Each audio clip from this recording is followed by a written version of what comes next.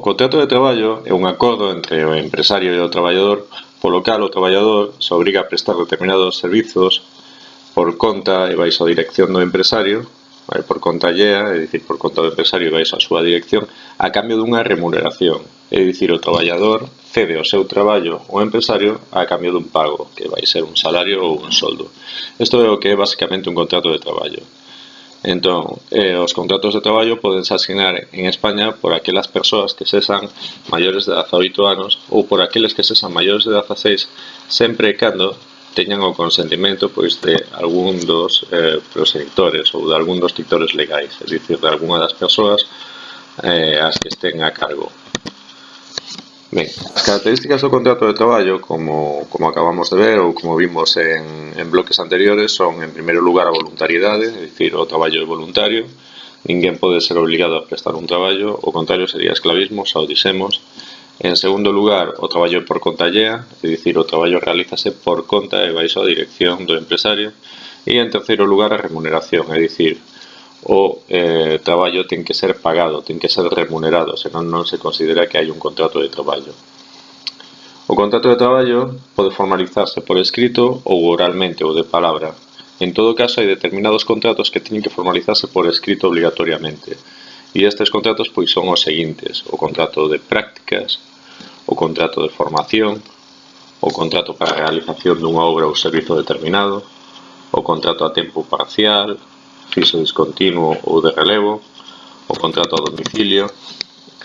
Os traballadores contratados en España ao servizo de empresas españolas no estranxeiro e os contratos por tempo determinado cunha duración que sexa superior a 4 semanas.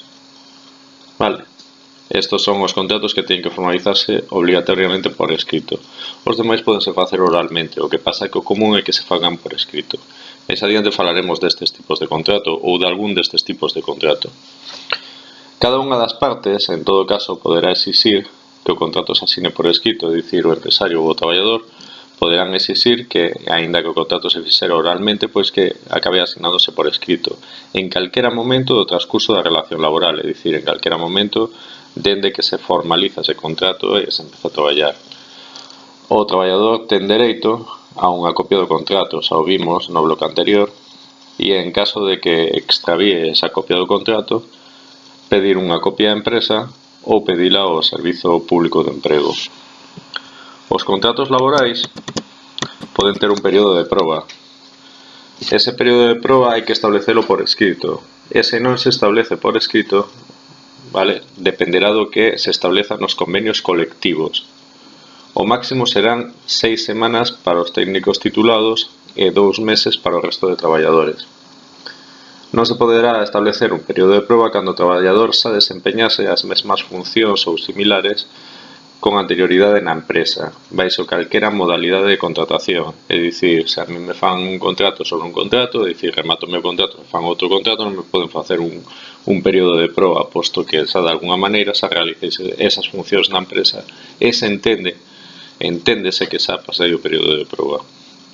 A única diferencia co resto do contrato, co resto do tempo do contrato durante o período de proba, é que, mentres estemos en proba, pois pódese rescindir a relación laboral, é dicir, romper o contrato, por vontade de calquera das partes, é dicir, do empresario ou do traballador. Pois mira, o empresario di, durante o período de proba, pois este traballador non me convence, pois rescindimos o contrato e xa non seguimos coa relación laboral.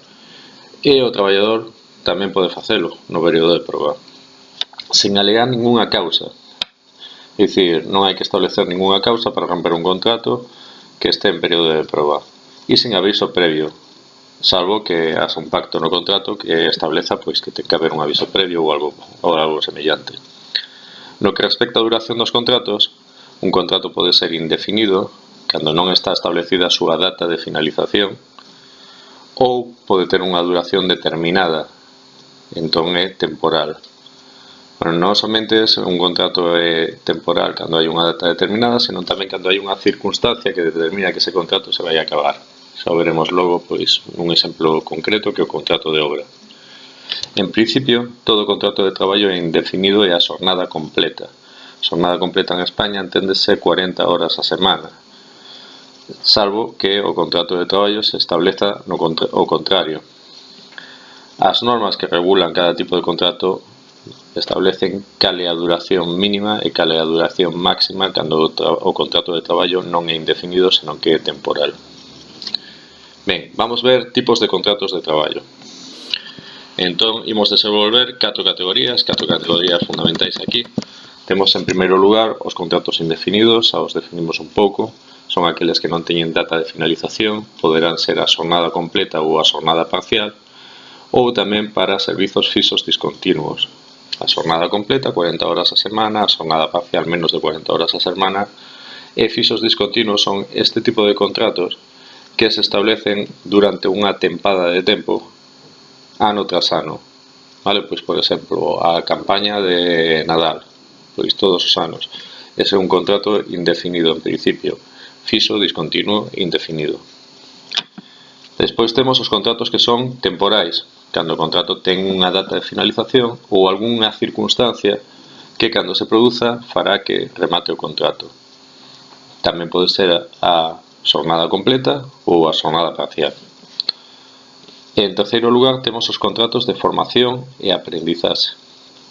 Un contrato de formación e aprendizaxe é unha forma de favorecer a integración laboral dos xoves, das persoas como vos.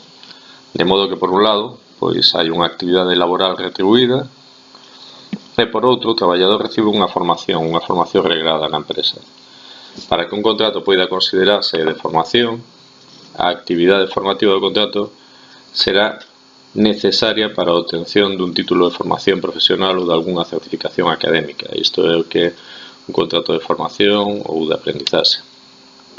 Despois temos o que se chaman os contratos en prácticas. Os contratos en prácticas o que permiten é a calquera traballador de calquera idade obter unha práctica profesional realizada co que estudou.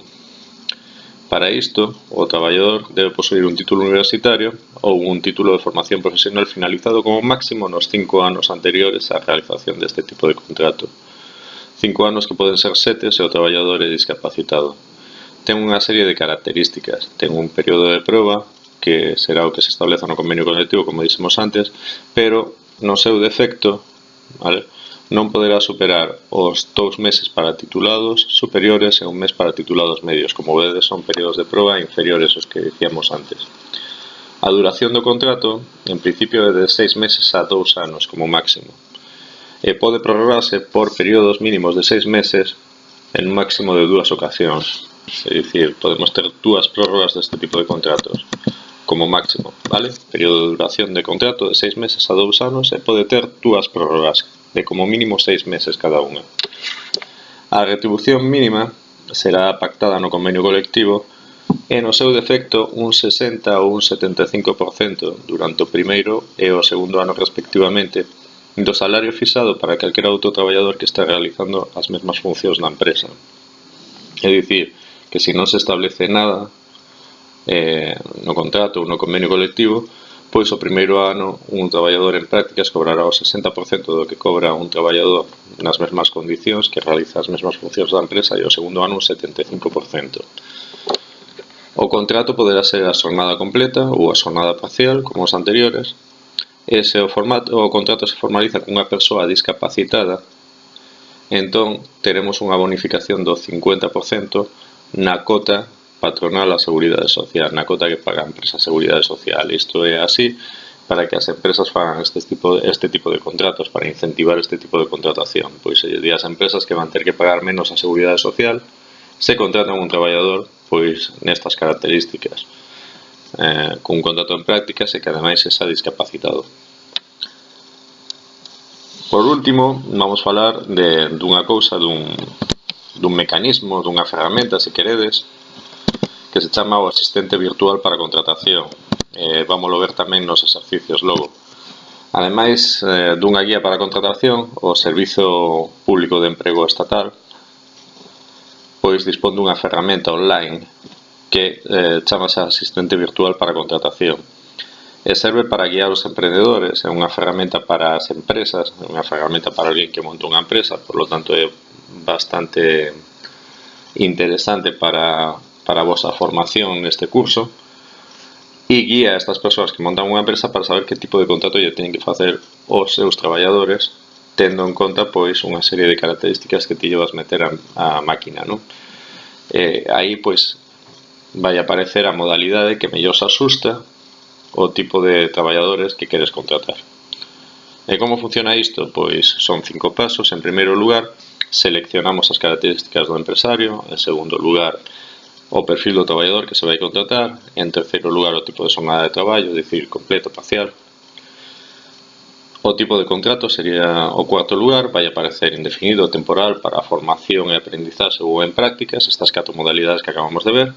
E, por último, cláusulas específicas de incentivos para a contratación, posto que dentro destas categorías pois existen subcategorías de contratos pois que teñen determinadas características específicas que se chaman cláusulas específicas.